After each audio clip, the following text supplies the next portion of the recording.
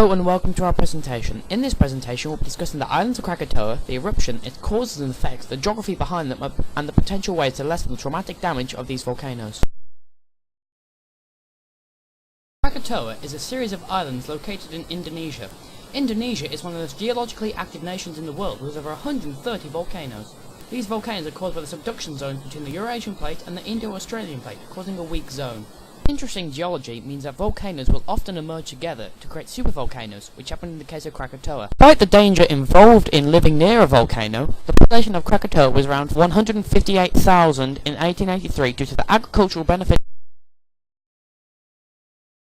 The eruption itself did not just start out of the blue. Seismic, or earth activity around the volcano, was intense, with some earthquakes being far felt as Australia. Other signs, such as the steam venting from the top of the volcano, began as early as 20th of May 1883. The steam often reached altitudes of 6 kilometers, and explosions were heard as far away as 100 miles away. Despite the activity, the locals did not feel worried.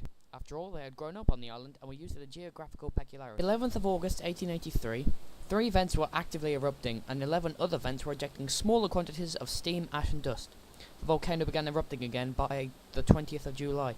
At this point, the eruption was virtually continuous, and explosions could be heard every 10 minutes. Ships within 20 kilometers of the volcano reported heavy ashfall, with pieces of hot pumice up to 10 centimeters in diameter landing on their decks. A small tsunami hit the shores of Java and Sumatra, some 40 kilometers away, between 6 p.m. and 7. The toll for the event was 36,417, according to the Dutch authorities. Several people were killed by pyroclastic flow, and there were no survivors from the island of Sebasai, and the entire northern portion of Krakatoa was blown away.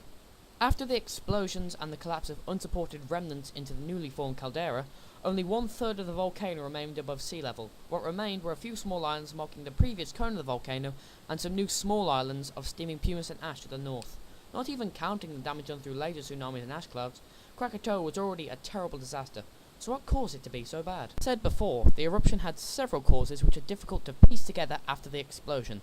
However, there are 4 main theorized causes: the sinking vents, seawater leaking into the magma chamber causing the lava to crust over and build up pressure, land changes revealing the pressurized magma chamber open and releasing that pressure, or heavier magma fusing with the lighter magma causing more pressure inside that chamber. All these factors working in combination would have ensured a violent release of pressure. Is there anything that the locals could have done to know about the volcano or even prevent it? Unfortunately for them, they would have been mostly unable to do anything. Even with huge advancements forward in seismology and volcanology, predicting volcanoes is a tricky endeavour, and preventing them is an almost Sisyphean task. Volcanoes which have built up the pressure to burst through the Earth's crust would be impossible to contain within the concrete dome, and anything else would be incredibly difficult to make. Predicting volcanoes is almost as difficult. Patterns of data make a lot more sense after the eruption, which is of no use to a government official deciding whether to evacuate a town. However, we are improving in being able to extrapolate from the data that we are now obtaining. Well, that's all we've got time for. Thanks for watching.